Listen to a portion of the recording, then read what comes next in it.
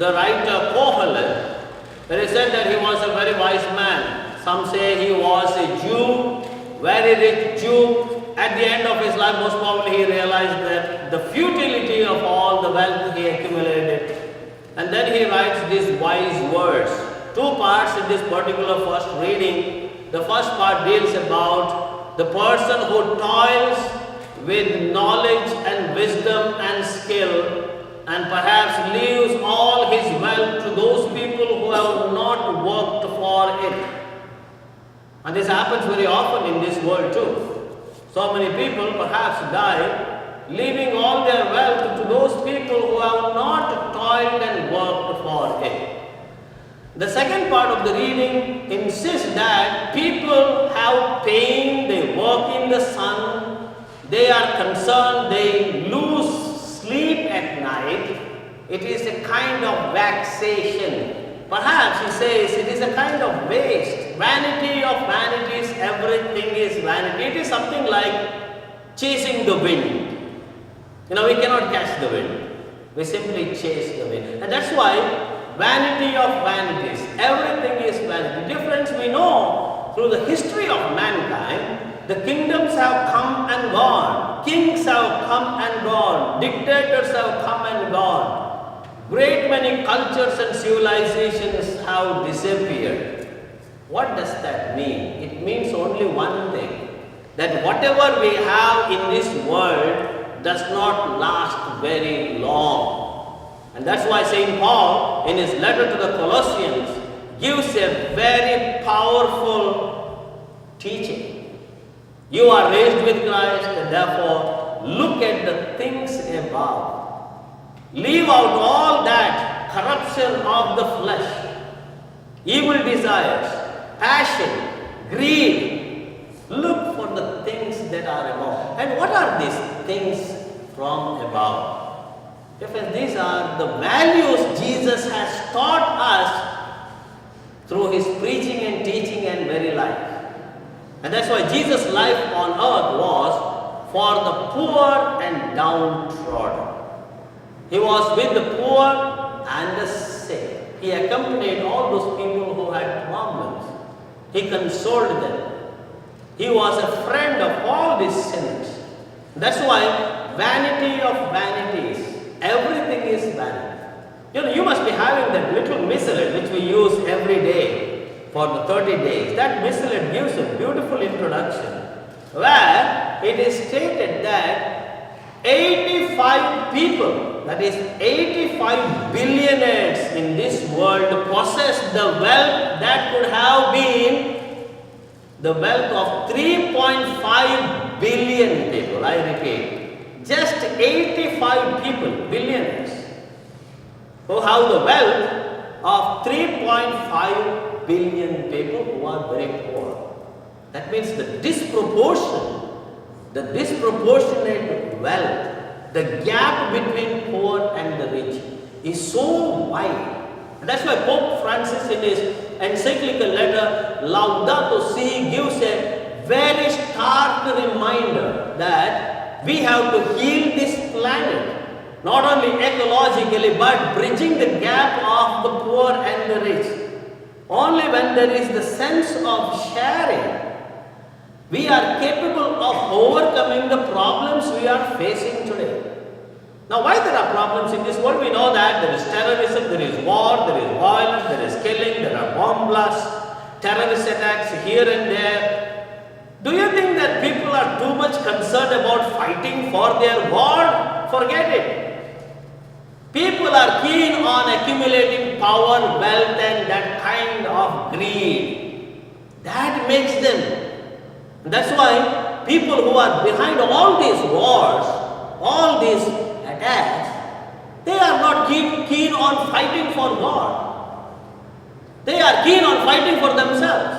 They want to accumulate power, wealth. They want to dominate other people, make other people slaves. And that's why when we think of power, money, greed, wealth, that is the misery in which we live. Inequality, poverty, people are torn apart, people suffer.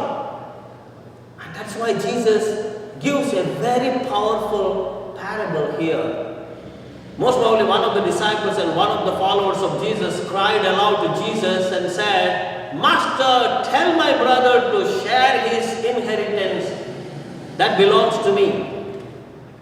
But then Jesus says, "Who am I to be a judge between you and your brother? Who has appointed me arbitrator between you and your brother?" And then he gives a stark warning. The riches of a human person does not consist in the possession of this world. And this parable, let us look at this parable, dear friends. We find very interesting stuff here. If you keenly read this, give attention to this parable. You have the letter I repeated 6 times. I, and I.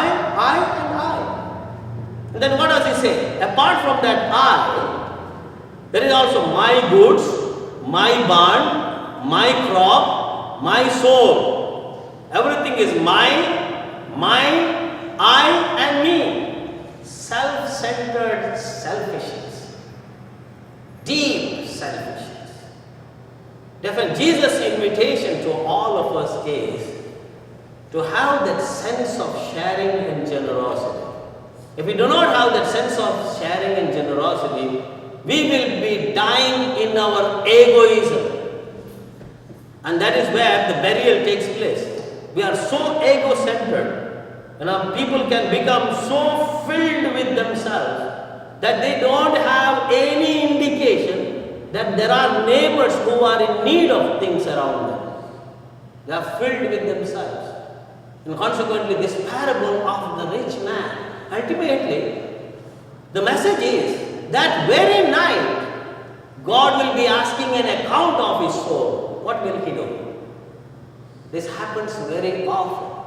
People lose sight of what they really need. And that's why, if we follow this gospel passage, the following lines that Jesus gives, which are not in this gospel, the following reflections Jesus gives are very powerful. Why do you think about eating and drinking and what you have to wear? Your life is more precious than eating and drinking and what you wear. That you have to concern yourself with God's kingdom. Therefore, dear friends, this Sunday we are invited in a very powerful way to understand what the riches actually can do to us. We are not to serve money. Money has to serve us. We are not to become the slaves of money. Rather, we must know how to manage money like a good steward. That is the real powerful message here. And that's why there is a very wise saying that many people repeat. There are so many people who risk their health and try to earn wealth. And then afterwards, they try to spend all their wealth to regain their health. Now we can find the contrast here. They lose their health. Perhaps they don't take good exercise, they don't even take good food, they don't take good rest. Their only concern is accumulation of money. And one day they realize, oh my God, what have I done? I have plenty of money, now I have lost my health, and therefore I want to go to a good doctor and spend all my wealth to regain my health. This is a very powerful saying by Jesus, that our real wealth is that comes from above. And what is this real wealth, dear friends? Jesus does not say, or St. Paul does not say that we have to look up to heaven and always think about heaven. The ordinary values that keep human beings really friendly and to love one another. Love, friendship, generosity, goodness, kindness, forgiveness, faithfulness. All these are values that are available for us in our family, in our society, any institution, in our parish and so on. We are called to look at these values as precious values so that we are capable of understanding the message of Christ, who served the poor, who was with all kinds of people. And therefore we find in the life of Jesus that beautiful incident that happened in the temple. When Jesus was watching people, so many people were coming and pouring money into the treasury of the temple. Jesus observed one widow putting 2 copper coins, and Jesus appreciated that woman. You will find that passage in Luke's Gospel, chapter 21. That's a beautiful, simple example that Jesus gives. And then Jesus was friendly also with the rich people. You know, this Gospel passage and this first reading is not to criticize the rich people, but we find Jesus' association with all kinds of people, rich as well as poor. Jesus was a friend of Simon the Pharisee. He became friendly with Zacchaeus, the sinner, who said, "Today I know, I have understood in my life, whatever I have, however I have cheated people, I will pay back to them fourfold, and I give half of my wealth to the poor." And Jesus says, salvation has come down to this household. Therefore, dear friends, in today's Gospel passage, as well as the first reading and the second reading, we have this great message to look to God's kingdom. There was a fisherman in a small coastal village of Mexico. And he fished for that day, and he was taking rest. And there comes a millionaire American who looks at the boat and says, "Well, good fish. How long did you fish?" He said, "Probably 1 or 2 hours." "So you got to fish so much of fish in 1 or 2 hours?" "Yes." "What are you going to do now?" "I'm going to the market, sell the fish, and then come home.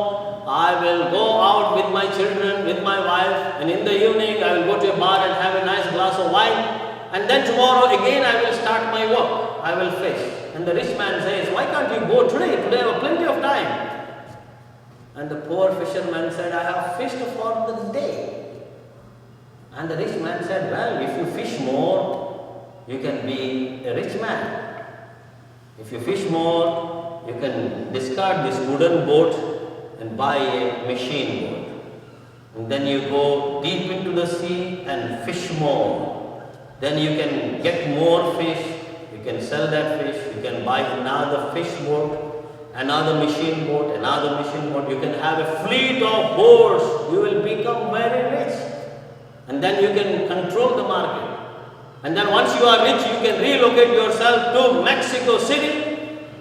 Do your business. From there you can move to Los Angeles. And then you can move to New York. You can buy stocks. You can become a millionaire." And the fisherman said, "Then what?" "Then what? You can sell all your property and stocks, come to a small village and enjoy your life." And the fisherman said, "Well, what I have been doing now? I've been doing the same thing." The millionaire thought he can only enjoy life after having millions. But whereas the fisherman was doing the same thing. In a small village, he was enjoying life. He was fishing for the day, having a glass of wine, go and have some entertainment with his wife and children. He was having a beautiful, wonderful life. Dear friends, one thing I say to you today, it is not criticizing wealth. Wealth is very good. Riches are good. But then our focus and attention only on wealth, and that's why St. Paul says, avoiding idolatry, idolatria. That means adoring wealth. That is not right. Therefore, Jesus' final beautiful words in the Beatitudes: "Blessed are those who are poor in spirit, for theirs is the kingdom of heaven." Kindly rise and profess.